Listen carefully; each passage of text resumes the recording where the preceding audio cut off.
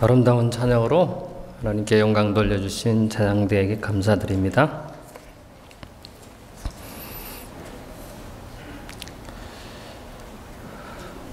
하나님의 말씀 로마서 8장 32절에 있는 말씀을 제가 봉독해 올리겠습니다. 로마서 8장 32절입니다. 자기 아들을 아끼지 아니하시고 우리 모든 사람을 위하여 내어주시니가 어찌 그 아들과 함께 모든 것을 우리에게 은사로 주지 아니하시겠느냐. 고린도전서 16장 23절에 있는 말씀을 하나 더 봉독해 올리겠습니다. 고린도전서 16장 23절. 주 예수 그리스도의 은혜가 너희와 함께하고 나의 사랑이 그리스도 예수 안에서 너희 무리와 함께 할지어다. 오늘은 하나님의 은혜로라고 하는 그런 제목으로 함께 말씀을 나누겠습니다. I don't know you understand my Korean speaking, but we have an English speaking service in the chapel, so you can move there or you can stay here. I hope God helped to understand the different language. I don't know you can speak Korean very well, but I hope God bless you. 제가 퀴즈를 하나 내겠습니다. 어머니가 어린 아들에게 다음과 같은 퀴즈를 내었습니다. 얘야, 어떤 선교사님이 길을 가다가 사자를 만났대. 선교사가 이런 기도를 한 거야. 하나님, 저 굶주린 사자에게서 제가 살아날 수 있도록 도와주십시오. 당연한 기도 아니겠습니까? 사자는 뭐라고 기도했을까요? 사자는 이렇게 기도를 했다고 그래요. 사자도 기도를 하는지는 모르겠지만은, 하나님, 나에게 이렇게 쉽게 맛있는 식사거리를 제공해 주셔서 감사합니다. 그 퀴즈 내용은, 그 엄마가 아들에게 낸 퀴즈 내용은, 하나님은 과연 선교사의 기도를 응답해 주실까 아니면 사자의 기도를 응답해 줄까? 여러분이 생각할 때 하나님께서는 어느 편의 기도를 응답해 주시라고 생각합니까?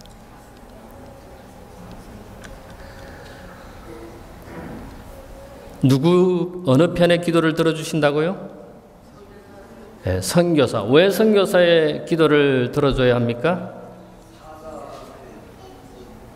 아니, 우선 선교사를 말씀하셨으니까 왜 하나님께서 선교사의 기도를 들어주었을까요? 들어줘야 합니까?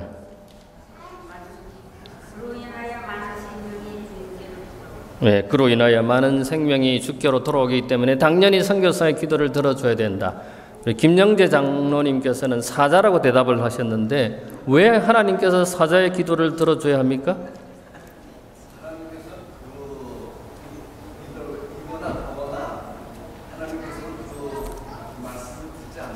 네, 이 편이나 저 편이나 하나님께서 말씀을 듣지 않으신다고 했습니다.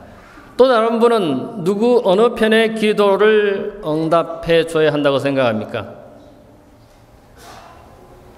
아이가 가만 생각해 봤어요. 엄마가 내는 이 퀴즈가 선교사 편을 생각하면 하나님께서 당연히 선교사 편을 들어서 선교사의 생명을 살려주셔야 된다고 생각했고, 사자 편을 생각해 보니까 굶주린 이 사자가 먹을거리가 생겼으니까 배고픈 사자에게 그 사자의 간절한 기도를 들어주셨으리라 생각을 하는데, 그래서 이 아들이 곰곰 생각할 마다 답을 할 수가 없었습니다. 그래서 엄마를 졸랐어요. 엄마, 어느 게 답이에요? 엄마는 답을 하지 않았습니다. 이틀 동안. 3일째 되는 날 엄마는 아들에게 답을 해 주었답니다. 그 답이 뭐였을까요? 하나님은 사자의 기도를 응답해 주셨답니다. 이거는 지어낸 이야기인지 잘 모르겠습니다만은 왜 하나님께서 사자의 기도를 들어주셨을까 하는 겁니다. 아들이 의아해서 엄마에게 질문을 했습니다. 하나님, 당연히 선교사의 기도를 들어주셔야 되지 않습니까? 우리 이정래 집사님께서 말씀하신 것처럼 그 선교사는 많은 사람들에게 복음을 전해서 주님께로 돌아오게 하는, 생명을 하나님께 인도할 수 있는 그 선교사의 간절한 기도를 들어주셔야 하지 않습니까? 아들아, 하나님은 감사하는 기도를 더 잘 들어주신단다. 그러니 너도 언제나 감사하는 아들이 되기를 바란다. 저는 오늘 이 아침에 마음이 참 무겁습니다. 사랑하는 우리 성도들 가운데 암으로 인해서 투병하는 가족들, 어려움 가운데 있는 우리 가족들을 생각하면은 참 가슴이 메어집니다. 그렇지만 이런 상황에서 저는 하나님께 하나님의 은혜를 생각하며 하나님께 감사를 드려야 되겠다고 생각을 했습니다. 오늘 내 자신이 이렇게 서 있는 이 자체도 하나님의 은혜라고 생각합니다. 저는 체리니아 지호가 고등학생이지만은 선교사로 간 것에 모르겠습니다. 어머니가 푸시를 했는지 아버지가 푸시를 했는지 잘 모르겠지만은 이 어린 나이에 선교사로, 비록 단기 선교사라 할지라도 다른 나라에, 어려운 나라에서 복음을 전하는 선교사라 간 것에 대해서 참 감동이 되고 늘 이 아이들을 위해서 기도하고 있습니다. 그동안 늘 조마조마하다가 어제 이민국으로부터 영주권이 승인이 났다고 하는 이메일을 받은 우리 교우님도 계십니다. 늘 가족과 떨어져서 주말에 간혹 오시는 우리 교우님이 직장이 이곳으로 옮겨져서 이제는 다다음 주부터 이곳에서 출근할 수 있는 가족도 있어서 참 감사합니다. 이번 주에 제가 새벽 4시 20분에 집에 들어왔습니다. 하루는. 근데 사고 없이 건강한 몸으로 집에 들어왔을 때 내가 얼마나 감사한지. 오늘 내가 이렇게 건강하게 복음을 전하는 목사로 말씀을 전할 수 있는 게 얼마나 감사한지 모르겠어요. 사람들이 부러워하는 이 아름다운 성전에서 복음을 전할 수 있는 목사로서 성도들과 함께 이렇게 안식일을 자유스럽게 지킬 수 있는 것이 얼마나 감사한지 모르겠습니다. 그러나 하나님의 은혜라고 생각합니다. 저희 말씀을 준비하면서 새로운 것을 깨달은 것은 은혜라고 하는 이 글자가 은혜 은자요 은혜 해자라는 것을 알게 됐어요. 저는 이걸 몰랐어요. 사실 저희 아이 이름을 처음에 제가 결혼을 늦게 했고 아이도 늦게 생겨서 이 아이 이름을 어떻게 지을까 고민하다가 이것은 하나님의 은혜라고 생각해서 은혜 은자를 썼고 하나님의 뜻으로 생긴 아이라고 해서 뜻지자를 써서 큰아이 이름을 은지라고 지었습니다. 저희 집안에 항렬이 있지만 그 항렬보다도 하나님께서 저를 사랑하고 저희 집사람을 사랑해서 저희 가정을 사랑해서 이 아이를 허락했다고 생각해서 은혜 은자 뜻지자, 그 다음에 항렬이 아닌 뜻지자를 항렬로 만들었습니다. 하나님의 뜻으로 둘째 아이도 셋째 아이도 넷째 아이도, 그래서 은지, 수지, 예지, 효지 뜻지자를 썼습니다. 어떤 사람은 목사님은 밥을 안 먹어도 배 부르겠습니다라고 말합니다. 딸을 넷이나 두었으니 정말인 것 같아요. 모르겠습니다. 앞으로 어떻게 될는지는 모르겠습니다만 지금까지는 하나님의 은혜로 살아왔다고 생각합니다. 오늘 제가 이렇게 건강한 모습으로 서 있다고 하는 것이, 오늘 여러분이 건강하게 이 자리에 앉아 있다고 하는 것이, 오늘 이렇게 자유스럽게 하나님을 경배할 수 있다고 하는 것이 하나님의 은혜가 아니고 뭐겠습니까? 내가 하나님의 백성으로, 하나님의 자녀로 여기 와서 공부하고, 여기 와서 생활하고, 여기 와서 직장 생활하고, 여기 와서 비즈니스를 경영하는 하나님의 은혜가 아닐 수 없는 것입니다. 은혜라고 하는 것은 베풀어 주시는 사랑입니다. 값없이 주시는 선물입니다. 자격 없는 자에게 주어지는 혜택입니다. 노력을 하든 안 하든 간에, 자격이 있든 없든 간에 베풀어지는 하나님의 친절. 하나님의 사랑이라고 저는 생각합니다. 재산을 다 탕진한 탕자가 집으로 돌아왔을 때 아버지는 냄새가 나던 모든 재산을 다 탕진했던 혹은 몰골이 이상했던 간에 그 아들을 안아주는 것은, 받아주는 것은 은혜라고 생각합니다. 죄인인 여자를 가늠하다가 붙잡힌 여인을 그는 견책하지 아니하시고 그녀를 용서하고 그녀를 맞이한 것은 하나님의 은혜라고 생각합니다. 증오받는 세리에게 오늘 삭개오야 속히 그 뽕나무에서 내려오라, 내가 오늘 너희 집에 가리라고 하는 이것은 우리 주님의 은혜라고 저는 생각합니다. 은혜란 어머니가 아파서 칭얼대는 어린애를 참고 달래는 것이라고 생각합니다. 까다로운 고객에게 점원이 끝까지 친절하게 하는 것은 그것이 바로 은혜라고 생각합니다. 좀 둔하지만 잘 깨우치지 못하는 학생을 선생님이 끝까지 참고 이해해 주는 것이 은혜라고 생각합니다. 시편 103편 아까 제가 읽었습니다만 우리의 죄에 따라 다루지 아니하며 우리의 허물을 따라 갚지 아니하는 것이 하나님의 마음입니다. 우리는 그 하나님의 마음을 부모님으로부터, 어머님으로부터, 아버지로부터 조금 느낍니다. 은혜라고 하는 헬라어 카리스는 호의, 감사, 선물, 친절, 너그러움, 기쁨, 자비입니다. 히브리 헤세드, 헨, 라촌이라고 하는 이 언어에서 은혜가 왔는데 이것도 호의, 친절, 자비, 긍휼입니다. 특별히 이 라촌, 히브리의 라촌과 헬라의 카리스는 신구약에서 혼용을 하고 있습니다만은 기쁨이라고 하는 단어에서 이 단어들이 파생되었습니다. 이것은 무엇을 말하느냐면 인간에게 호의를 베푸심으로써 기뻐하시는 하나님의 모습을 나타내는 것입니다.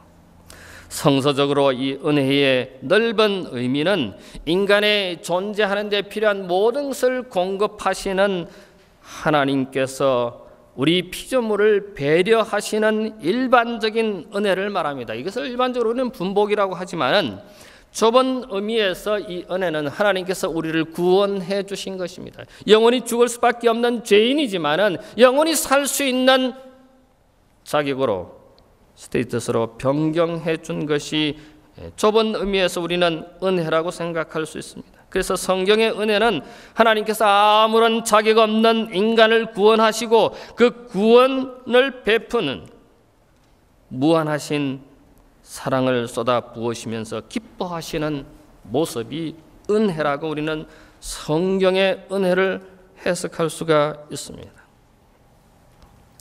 이 은혜의 절정은 제가 아까 읽어드린 로마서 8장 32절에 있는 말씀이라고 생각합니다.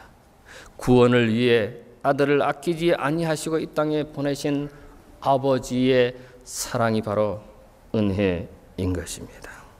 예수님께서 이 땅에 오셔서 자신을 희생하셔서 우리를 살려주시고 우리를 영원히 살게 하시기 위해서 자신을 십자가에 죽게 만든, 희생하게 만든 이것이야말로 위대한 은혜의 절정이라고 저는 생각합니다.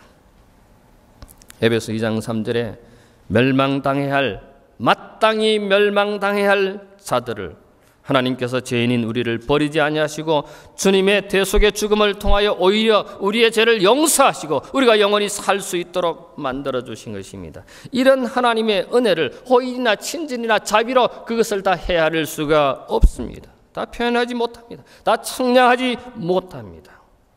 우리는 이런 은혜에 대해서 어떻게 해야 될 것인가?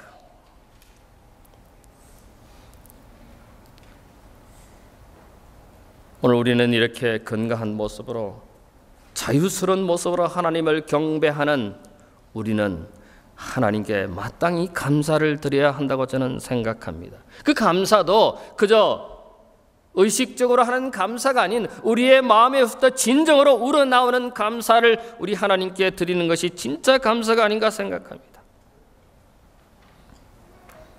마음씨 착하고 부지런한 농부가 열심히 일을 해서 추수를 하게 되었는데 아주 큰 무를 추수를 하게 되었습니다. 그래서 이 농부가 가만히 생각을 해보았습니다. 이렇게 큰 무가 추수할 수 있었던 것은 그 고을에 원님이 선정을 해서 행정을 잘해서 정치를 잘해서 내가 이렇게 큰 무를 추수하게 되었다고 결론을 내리고 이 큰 무를 원님에게 갖다 드렸다 생각하고 그 추수한 큰 무를 들고 관가로 찾아가서 그 원님에게 선물을 드렸습니다. 아니 웬 무냐? 네, 제가 이렇게 농사를 잘 지을 수 있었던 것은 원님 때문에, 원님의 그 선한 마음씨 때문에, 그 선한 선정 때문에 이렇게 농사를 잘 지어서 감사해서 이 무를 가져왔습니다. 그래. 여봐라. 이 참 착한 농부에게 내릴 만한 상이 없느냐? 그때 부하가 네, 창고에 선물로 들어온 또 다른 상이 하나 있는데 그것은 황소 한 마리가 있습니다. 그래? 그럼 그 황소를 저 무를 가져온 저 농부에게 주려구나. 그래서 이 농부는 무 하나를 갖다 드리고 황소를 받아서 집에 왔습니다. 이 소식이 마을에 고을에 다 전해졌습니다. 그랬더니 한 악한 마음씨를 가진 농부가 자기도 그렇게 한번 해보겠다고 생각을 하고 자기에게 만약에 황소 한 마리를 갖다 드리면 더 큰 상이 올 것이라고 생각하고 이 악한 농부는 집에 있는 큰 황소를 관가에 가져다가 원님에게 드렸습니다. 너는 어찌하여 황소를 선물로 가져왔느냐? 그렇게 말하니까 이 악한 농부가 네, 원님께서 선정을 하셔서 저 이런 큰 황소를 갖게 되었는데 이것을 원님에게 드리는 것이 좋겠다고 생각해서 가져왔습니다. 참 기특한 생각이로구나. 여봐라, 이 황소를 가져온 농부에게 줄 만한 선물이 있느냐? 네, 있습니다. 그래, 그게 뭐냐? 예, 얼마 전에 한 농부가 큰 무 하나를 가져온 게 창고에 있습니다. 그래, 그 무를 선물로 드리려나? 우리가 어떤 마음을 갖느냐가 대단히 중요한 것 같습니다. 참된 감사는 무엇일까? 전에 언제 한번 다니엘 6장 10절에 있는 말씀을 드렸습니다마는 다니엘이 기도하면은 자기가 사자굴에 던짐을 받을 것을 알면서도 그는 자기 집으로 돌아가서 예루살렘을 향하여 창문을 열고 하루에 3번씩 하나님께 감사 기도 드렸다. 그 감사 기도를 드리면 다른 사람에게 경배하면 자기의 목숨이 끓면 사자굴에 던짐을 받는다는 걸 알면서도 그는 창문을 열고 예루살렘을 향해서 하루에 3번 감사 기도했습니다. 죽음을 앞두고 감사를 기도했습니다. 저는 처음에 그거를 이해하지 못했습니다. 어떻게 죽음을 앞두고 감사 기도를 드릴 수 있는가? 하나님 믿는 것 때문에, 기도하는 것 때문에 사자굴에 던짐을 받은 다니엘 이야기를 우리는 너무나 잘 압니다. 여러분, 동물, 짐승들 중에 가장 무서운 짐승이 뭡니까? 사자입니다. 사자 중에 더 무서운 사자는 어떤 사자일까요?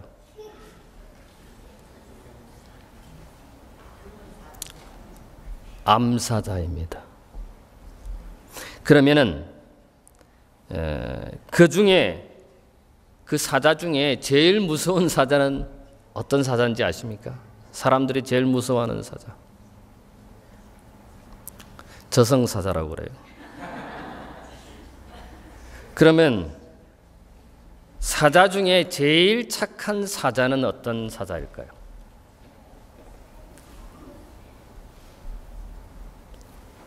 자원봉사자랍니다. 우리 앤더슨 한인 교회 성도들은 제일 착한 사자들이 되기를 간절히 바랍니다. 다니엘은 모든 것 알고도 감사 기도 드렸습니다. 자신이 불리할 것을 알면서, 자신이 고통받을 걸 알면서, 자신이 죽을 걸 알면서도 그는 감사 기도를 드렸습니다. 하나님을 원망하지 않냐고, 하나님께 불평하지 않냐고 믿음으로 받아들였습니다. 저는 하나님께 짜증내고 원망 기도 드려본 적이 있습니다. 저도 목사이지만, 저도 신학을 공부하는 사람이었지만은, 제가 교회 나가는 집사였지만은 하나님께 원망 드리고 짜증 드린 경험이 있습니다. 다니엘은 기도하면은 자기가 사자굴에 던짐을 받을 것을 알면서도 그는 감사 기도를 드렸습니다. 전혀 원망하지 않았습니다. 왜 나에게 이런 고통, 왜 나에게 이런 질병, 왜 나에게 이런 사고를 주셨습니까? 왜 하필이면 나입니까? 왜 하필이면 내 가족입니까? 왜 하필이면 내 직장입니까? 왜 하필이면 내 비즈니스입니까?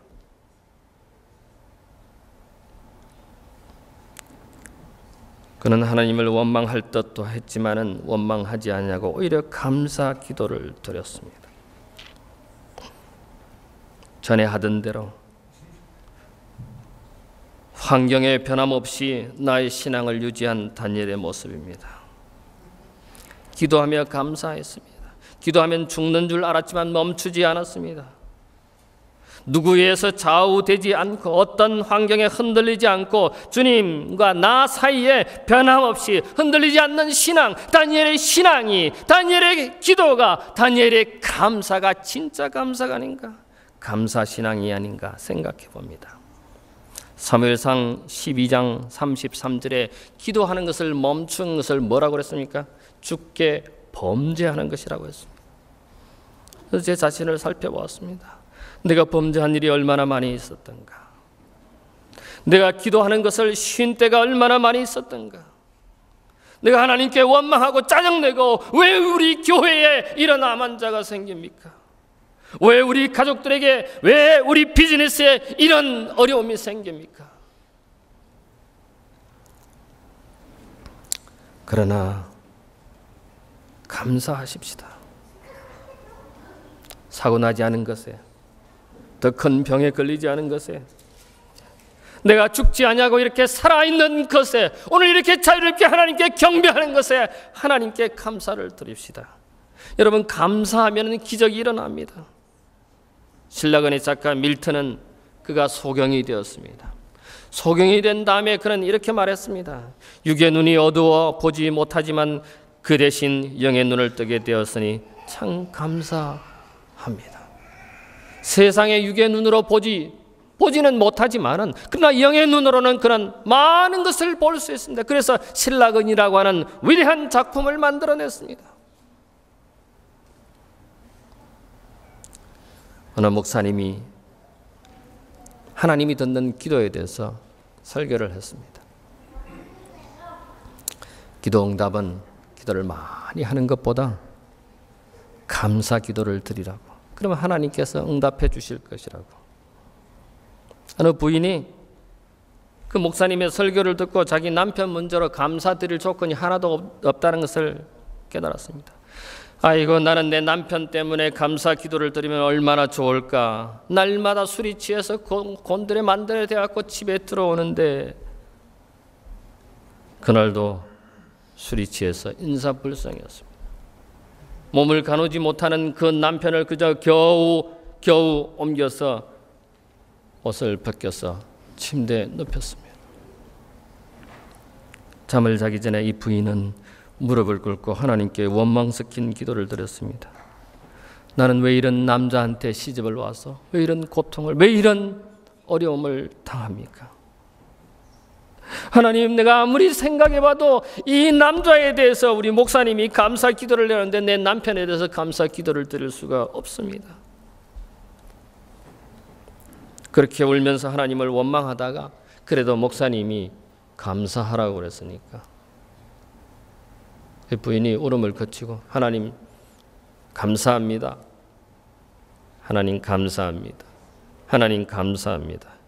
이렇게 그냥 감사하다고 하나님께 고백했습니다. 그렇게 고백하고 나니까 이런 생각이 들었습니다. 옆에 코를 드릉드릉 꼬는 그 술 취한 남편이, 세상 모르게 자고 있는 남편이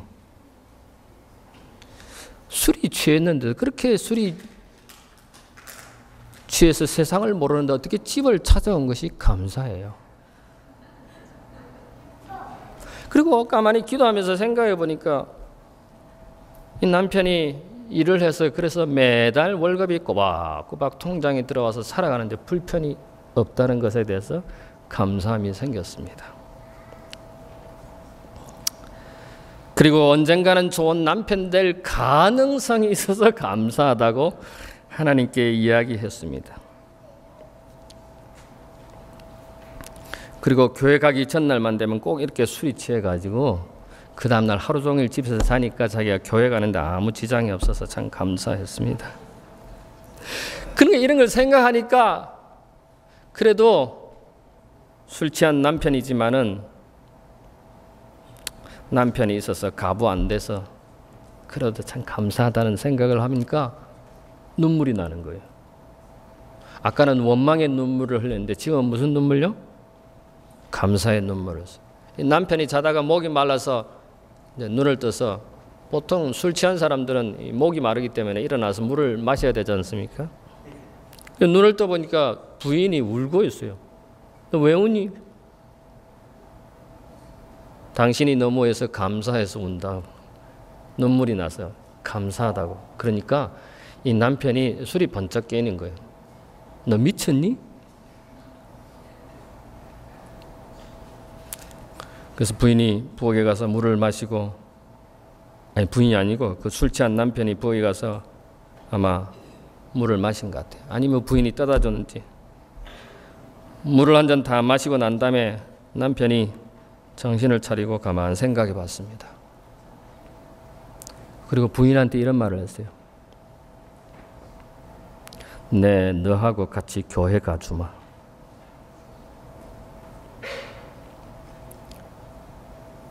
부인이 10년 동안 기도했는데 남편이 교회 간다는 말을 못 들었는데 그날 밤 감사 기도를 하룻밤에 하고는 남편이 교회 간다고 하는 말을 들어서 그는 또다시 하나님께 감사의 기도를 드렸습니다. 여러분, 감사하면 기적이 일어납니다. 성경에 500여 우리는 너무나 잘 압니다. 어린아이가 감사로 드린 보리떡 5개와 물고기 2마리가 주님이 축사하시고 떼어서 나눠서 5,000명을 먹인 사건이 나옵니다. 근데 제가 영어 성경을 보니까 예수님께서 give thanks, 아버지께 감사를 드리고 난 다음에 그 떡을 뗐다고 기록되어 있었습니다. 예수님도 아버지께 감사했는데 우리는 뭐예요? 보리떡 5개와 물고기 2마리가 조그마한 것이 5,000명을 먹이시는 기적을 낳는 것입니다. 감사할 때 그렇습니다. 작은 감사가 큰 기적을 가져옵니다. 시편 142편 7절에 내 영혼을 옥에서 이끌어내사 주의 이름을 감사케 하소서. 주께서 나를 후대하시리니 의인이 나를 부르리로다. 주의 이름을 감사케 하소서. 감사할 때 기적이 일어납니다. 감사할 때 감사한 일이 또 생깁니다. 우리가 잘 알고 있는 토마스 에디슨이 그가 미국 오하이오주의 밀런에서 태어났는데 사실 그가 자란 것은 이 미시간 포트 휴런에서 성장했다고 합니다.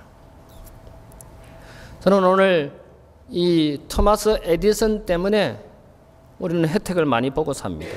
그가 1,000몇백 가지의 특허를 가지고 있습니다.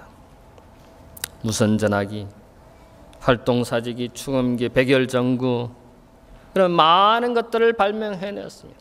오늘 우리가 이렇게 혜택을 보고 있는 이 전기, 전등 다 토마스 에디슨 때문에 우리가 혜택을 봅니다. 사실 그가 세운 회사가 제너럴 일렉트릭입니다. 그래서 이 조명을 만드는 회사를 만들어서 오늘날 제너럴 일렉트릭이 전자 회사가 되었습니다.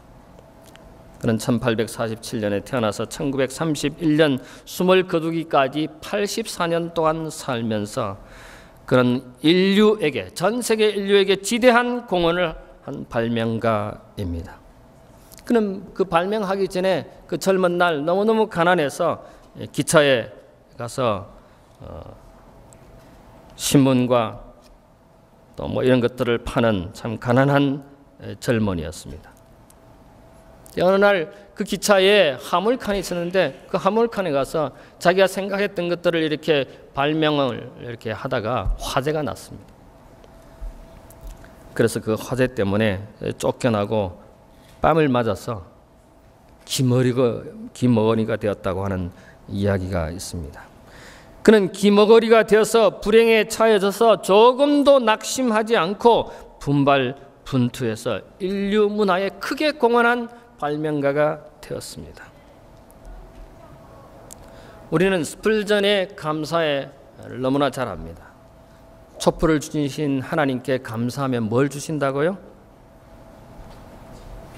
전등불을 주시고, 전등불을 주신 하나님께 감사하면 뭘 주신다고요?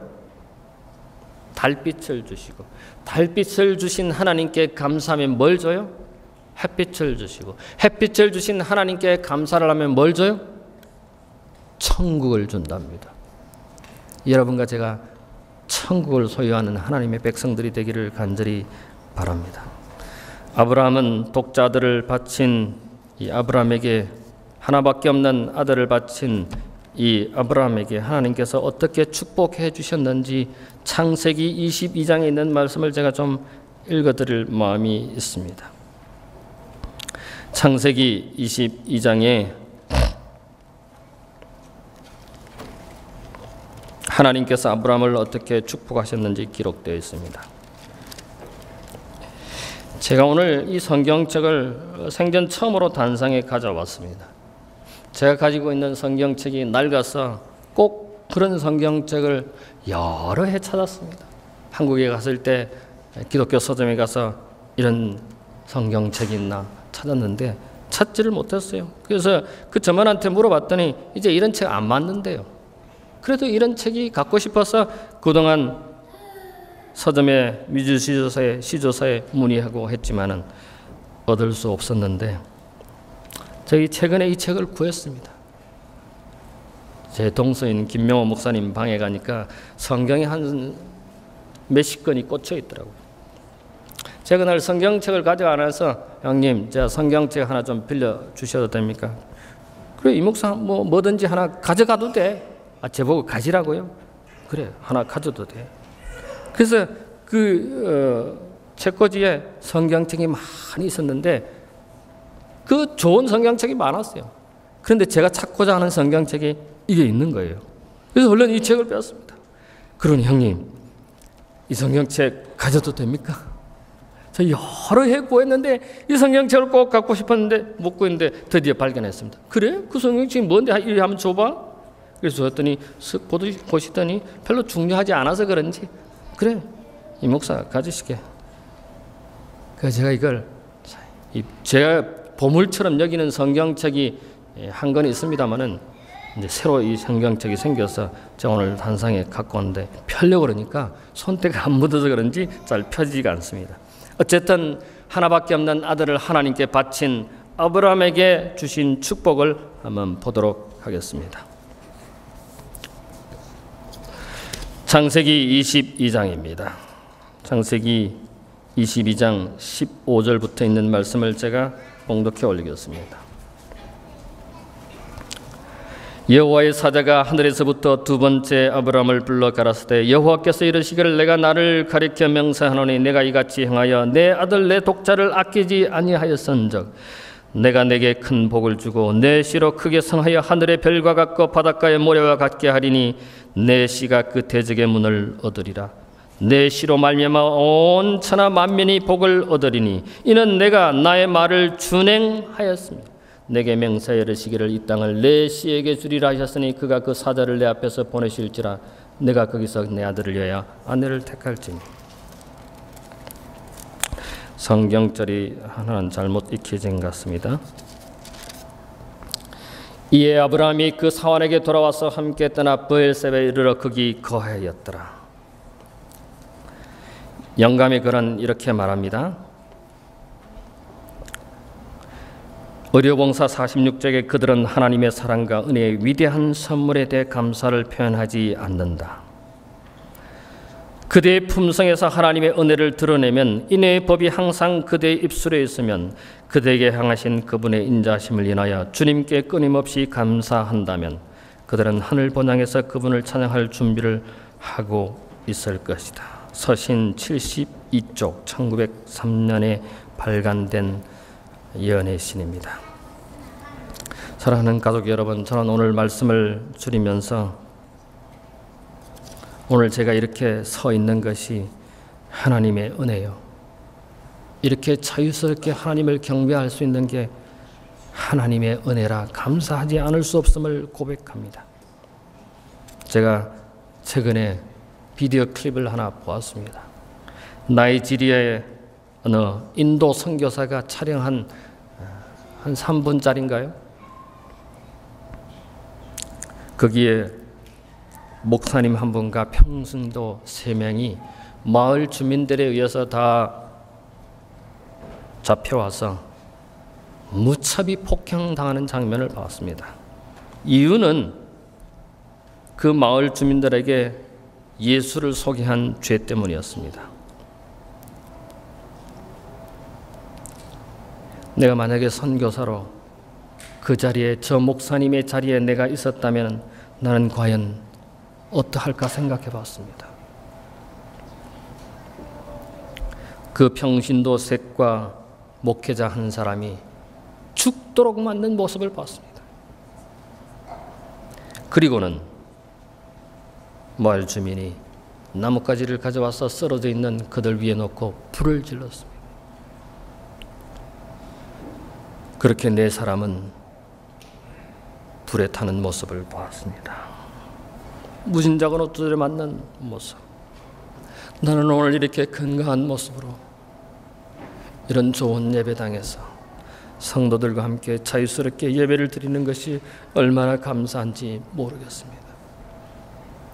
오늘 나의 나됨은 나 때문이 아니고 하나님의 은혜라고 하는 사실, 우리 주님이 이 땅에 오셔서 나를 위해 십자가에 생명을 버리신, 희생하신 그 결과라는 것에 감사를 드리지 않을 수 없습니다.